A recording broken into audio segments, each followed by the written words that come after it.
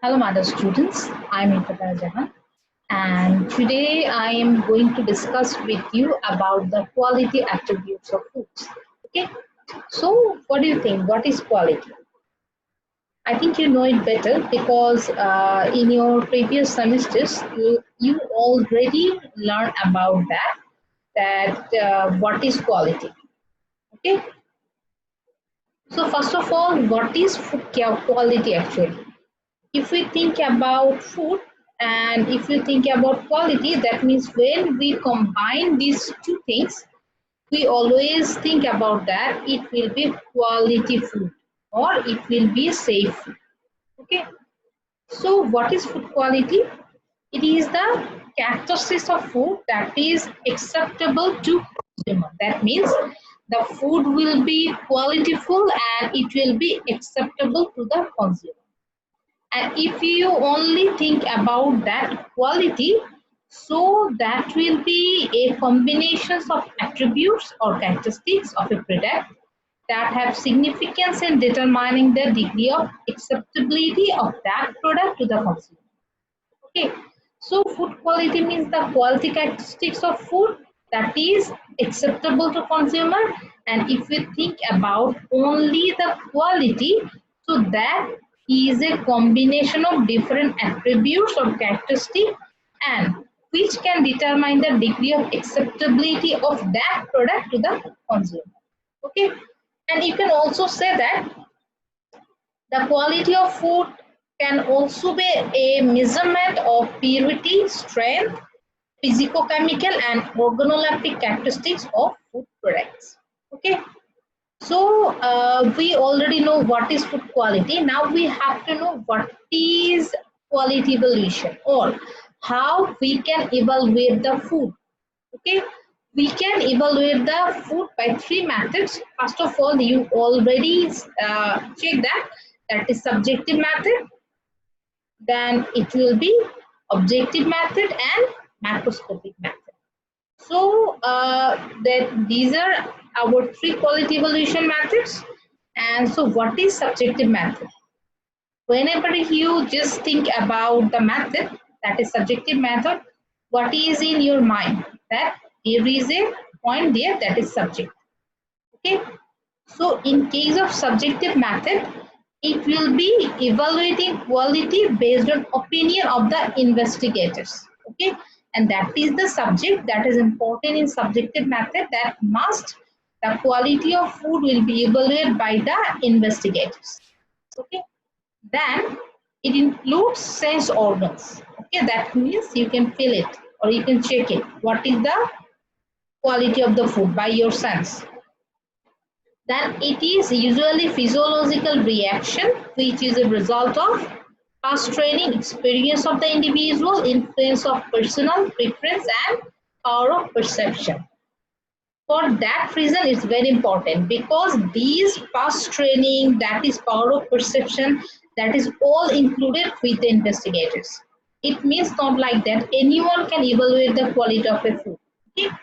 For evaluation the quality, investigators will be well trained. Okay, and they must have the past experience on that.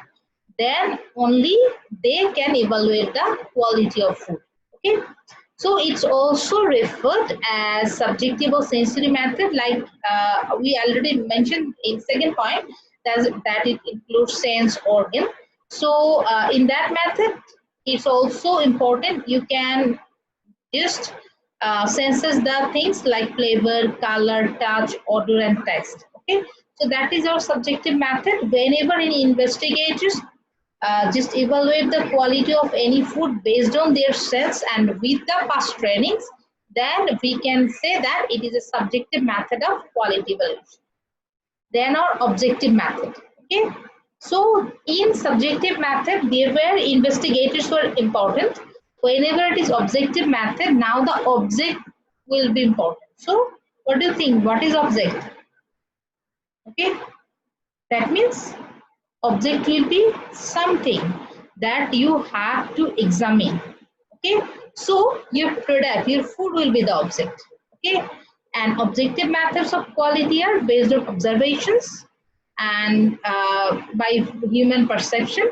Okay, and they are based on mainly scientific tests, and they can be divided into actually two categories. One is physical methods of measurements, and another is our chemical methods of measurement. Okay, so in case of physical methods of measurements, that means it depends on physics of that food. That means the size, texture, color, consistency, imperfections, all are related to physical methods of measurement. And whenever it is chemical methods of measurement, it will be like you have to test the product chemically. How? That is enzymatic activity, their moisture, the fiber of the product, pH or acidity.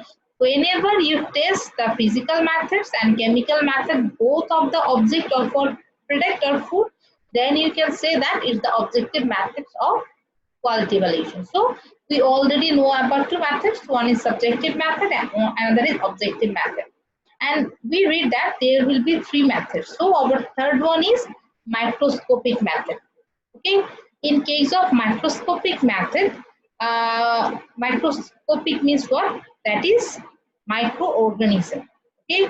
So in case of this method, you can determine the microbial count, the spoilage protections, or the count of the colony. All of the things are related to microscopic method. Okay, and these methods can be divided into two categories, that is adulteration and contamination. Okay, in that, examination will indicate the presence of mold, insect, okay, or foreign materials. Each test will be specific, and it also differentiation between cell type, tissue type, microorganism of various stored foods.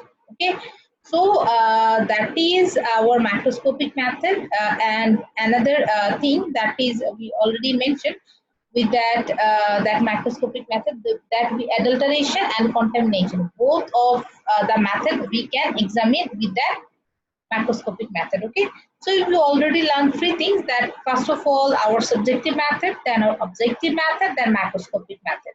So if we summarize the three quality evaluation, then it will be subjective method like that, that whenever investigator use his or her senses with the past experience, and they also use their senses, that will be subjective method. Then objective method, there will be two, physical and chemical. Physical is like you sensing your color, texture, and objective method of chemical, that is you have to test chemically like pH, acidity, moisture, protein content. And another last one is our macroscopic method. Here you can examine the colony counts or presence of yeast, mold, or spoilage factors. That was our quality evaluation methods. And now we'll read about the quality characteristics of food. Okay, so we can divide our food actually mainly two categories. One is physical characteristics, one is hidden characteristics. Okay, so in case of physical characteristics, we already know whenever we say about anything physical characteristics, that means that is related to your sense, or you can physically check that. Okay, like flavor, odor, color, texture, viscosity, consistency, all of the things will be physical characteristics.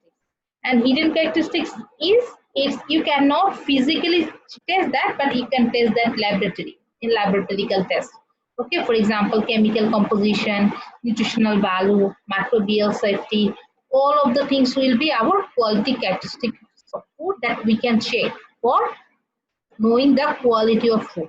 Okay, and then it is our quality factors in food. Okay, mainly there are four principal quality factors in food, and which by which we can actually know that what is the condition of food. Okay, so first of all, that is appearance factor, and these appearance factor comprising mainly color, shape, size, gloss. Okay, and it's based on actually the optical properties and visual manifestation of size and shape. And second one is our flavor. In case of that, it is depend on our one thing is taste, and another is our flavor or response of different kinds of receptors, that we can know about the flavor more. Here just check that here just written that comprising taste and odor in case of flavor. Okay, if you think about that, whenever we taking flavor in any food, okay, but after taking the flavor we always feel that we have to taste that food. Okay, so these two things, they are very interrelated, the taste and flavor. So here written like that, comprising taste and flavor together. Okay, so one is among the four principles, one is appearance factor, second flavor, then third is our textural factor. It is also response of the tactile sense to physical stimuli that result from contact some part of the body and the food. For example, in texture factor, you can just check the food by firmness. Okay, firmness or firmness means you taste the food like you take an apple in your hand and you just taste that it's softened or it has the texture is normal as it's needed. Okay, if the softened, then texture is not good, but if it's firm, then the apple texture is good. Like that, by feeling that you can check the texture of the food. Okay, with that, in these three listed factors actually, as we can feel that and we can check that, it is called the sensory acceptable factors. Okay, because they can be perceived directly by the sense. And our fourth one is nutrition. Okay, so in nutritional quality of food, we cannot check that food with sense. So it is also a important factor of quality, but it's not so acceptably factor as sensory acceptable factor. Okay, it's also a factor but not sensory acceptable factor, but it's a quality factors for checking the quality of the food. So these are more important, they're very much important factors. And in case of consumer, always affected by these four factors. Okay, for example, we evaluate our food first of all with the visual appearance, then taste, aroma, and then texture. Okay, and with the appearance actually, always consumer think about that we will take that food or we'll reject it. Okay, and in case of nutritional value, it's a hidden characteristics, but it's a very important and valuable factors to the consumer. So that was our quality factors of food. So we already read about what is food quality, what are the methods of quality evaluation, then we also read the quality characteristics of food, then we also read about the quality factors of food. Okay, so now we just know about a little bit of appearance factors. Okay, we already say again and again that you can check the appearance, you can check the appearance, but by which things, by which things checking we know that its appearance is good. So we have to learn about that. Okay, so in case of appearance factor, you have to check this five things actually.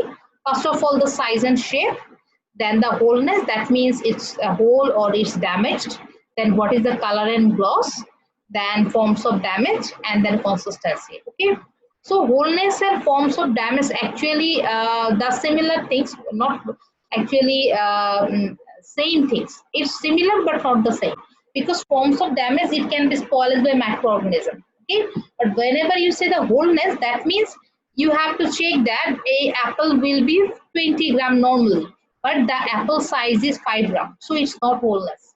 Okay, but we cannot say that it's a damaged apple because the apple is good. Okay, but if in 20-gram apple there is some microorganism attack, then it will be damaged.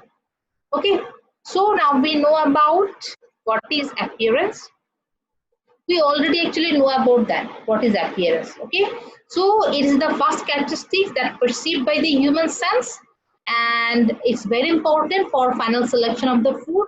And the most important characteristics of the appearance is size and shape with defects and color. Okay, these four things is always important whenever you choose any food for yourself or for your family. Okay, appearance factors is also useful for grading.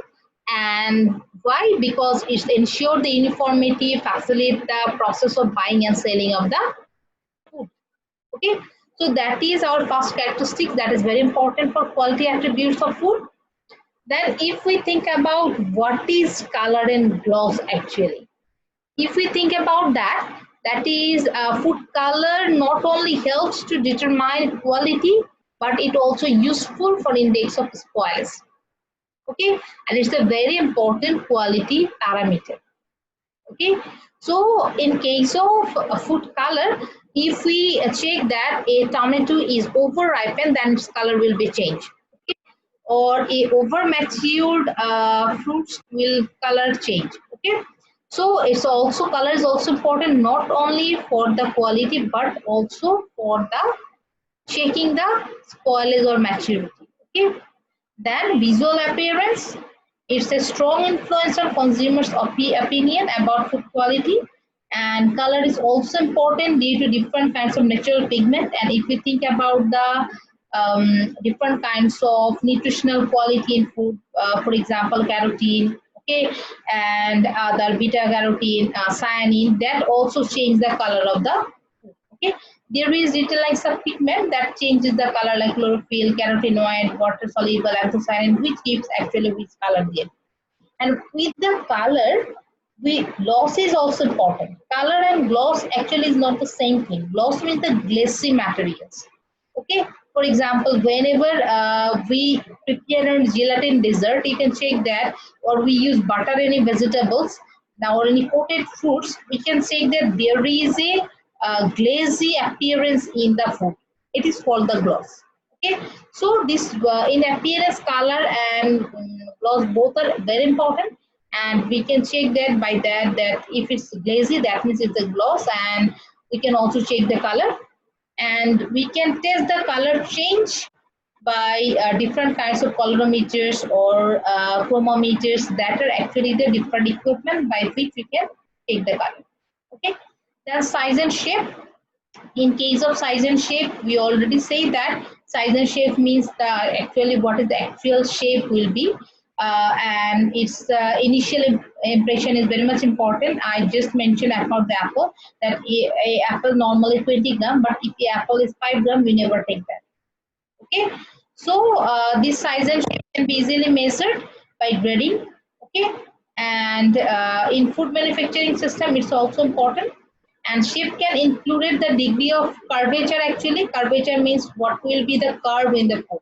For example, the shape of mango and the shape of apple is not the same, so you have to check that. Okay, and our third one is consistency. Consistency means the thickness of the product. Okay, for example, a syrup can be viscous but not it can be thick. Okay, and consistency is means the actually if we think about apple, it will be firm. Okay, that means it will be firm, it will be not so much viscous. But if we think about a tomato, then it will be viscous. That means whenever it will be consistent, the liquid portion will be lower, but whenever it will be viscous, the liquid portion will be higher. Okay, so higher viscosity products being of higher consistency and lower viscosity being of lower consistency. And consistency can be measured by viscosity. Okay, if the product is more viscous, that its consistency is higher. If the product is lower viscous, that is consistency is lower. Okay, so we can measure this consistency by the time. For example, if you taken any tomato and you just pinch there, if it's over consistent or over viscous, then a little hole will be filled with water in a very short time. Okay, so you can think that that is a very much viscous product and I cannot take that. But whenever it's a firm or a lower consistent product, then whenever you touch that, it will be firm and hard. Then you can think that it's not over ripened. Okay, so that is called viscosity, and a viscometer actually used to measure the viscosity of the product. And now what will be the appearance factor of the cake? Okay, whenever you buy a cake, you can check the color, size, shape, fullness, consistency, form of damage. Okay, that is called the appearance factor of the cake. Okay, so in our today's class, we all learn about what is food quality, what is quality factors, what is quality characteristics with that evaluation of quality method, And one of our most important quality factors, that is appearance, we also read the details about that. And in our next class, we will discuss about our other three quality factors that is very important for measuring the quality of the books. Thank you.